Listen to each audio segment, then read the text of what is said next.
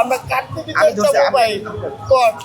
আমরা যদি তারেক ছেড়তে বিচার চাই, তারেক দিয়ে কাটতে বিচার চাইবো ভাই কর। এই দেশের কোনো বিচার আছে? কোনো বিচার নাই। বিচার থাকলে আজকে আমরা বিচার পাইতাম ভাই কর।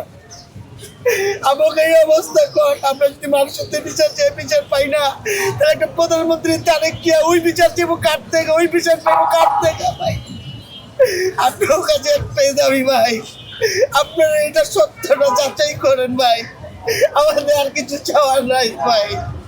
মডেল টাউনে একটা স্কুল আছে, ওই স্কুলে পড়ে। তো ওর স্কুল ক্যাপ্টেন, ওই স্কুল ক্যাপ্টেনের কাছে ওইখানকার এক স্টুডেন্ট একটা বিমান দিছিল 500 টাকা দাম।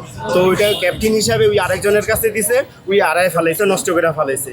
তো ওই যে ছেলের বিমান, ওই বলছে যে আমার বিমানের টাকাতে 5-6 জন গিয়ে আমার এলাকায় গিয়ে ঠেট দিয়ে আসছে। পরে কইছে আমার 10-12 দিন সময় দে, আমি টিফিনের টাকা থেকে তোরে প্ল্যানিং করে টাকাটা দিয়ে দিব। তো ওরা মাইনে ওই দিন আইসা পড়ছে ওইখান থেকে। ওর পরের দিন যখন ওই স্কুল থেকে বাইরেছে, ওর স্কুলের এক বন্ধু আর ওই মিল্লা ওরে নিয়ে ফাইনরে আমার ভাইনারে নিয়ে বাইরেছে স্কুল থেকে। বাইরে হওয়ার পর স্কুলের থেকে 100 ফুট দূরে নিয়ে একটা খালি জায়গা আছে, ওইখানে আরও 10-12 জন কিশোর গ্যাং নেশায় আসক্ত পোলাপান মিলে আমার ভাইনারে এমনভাবে টর্চারিং করছে যে ওই লাইফ সাপোর্টে আছে, ওর শরীরের একটা স্কেট জায়গা ভালো নাই। এখন ডাক্তার কথা তোর অবস্থা ভালো না, কিন্তু ওইখানে পুলিশ আসামি 3 জন ধরেও ছেড়ে দিছে। তো স্কুলের প্রিন্সিপালরে বলছি, উনি বলে আমাদের ভিডিও যে ক্যামেরা আছে এগুলি ঘোলা, লক্ষ লক্ষ টাকা স্কুল দিয়ে কামায় তারা, তাদের ক্যামেরা কিভাবে ঘোলা থাকে?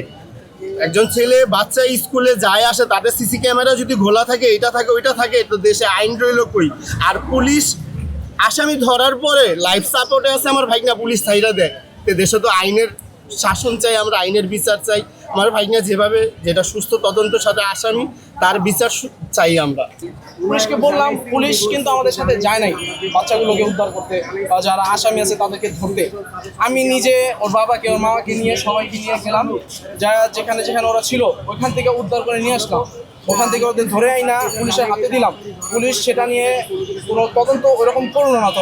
তখন ওইখান থেকে একটা পুলিশ এখানে বাচ্চাটাকে দেখা গেলো, বাচ্চার কী অবস্থা, ওনারা ডায়েরি করে নিয়ে গেলো। ডায়েরি করে নিয়ে পরদিন আমাদের বলতেছে ওরা নাকি কোর্টে চালান করে দিয়েছে। কোর্টে যেহেতু চালান করে দেওয়া হয়েছে, তাহলে আমার বাচ্চা এখানে অনেক অবস্থা খারাপ, আপনারা দেখে গেছেন। এত কিছু দেখার পর সব কিছুর একটা এভিডেন্স আছে আমাদের কাছে। সব কিছু থাকা অবস্থায় কোর্ট থেকে কীভাবে, যে এত প্রমাণ, এত এভিডেন্স থাকা অবস্থায় কীভাবে ওদেরকে জামিন দেওয়া হবে? থানার আপনাকে ওসি হয়তো বা তারা কোনো কিছু করছে কিনা, কারণ আমরা তো মামলা সম্পর্কে কোনো ধারণা নাই। যে একজন লোক যে জবানবন্দি দিছে, তার এই আসামের একজনের আসামি তার মা নিজে আইসা থানায় দিয়ে গেছে, আমাদের হাতে পৌঁছাই দিছে। আমরা নিয়ে ওনাদের হাতে থানায় বুঝাই দিছি। ওই যদি আসামি যদি না হতো, তোর মাইকে আমাদের কাছে না দিয়ে গেতো কখনো, কারো সন্তানকে দেওয়া যায় যে মারছে ওটা নিয়ে যাও তোমরা, ওনারা দিচ্ছে, আমরা থানায় বুঝাই দিছি। তো থানায় ওনারা কি মামলা লেখা যায়, আরে লেখার পরে ওনারা আমাদের কোর্টে চালান করছে, সব জামিনে বাইরে গেছে। এখন যদি আইসিইউতে থাকে তাহলে কিভাবে জামিন হয়?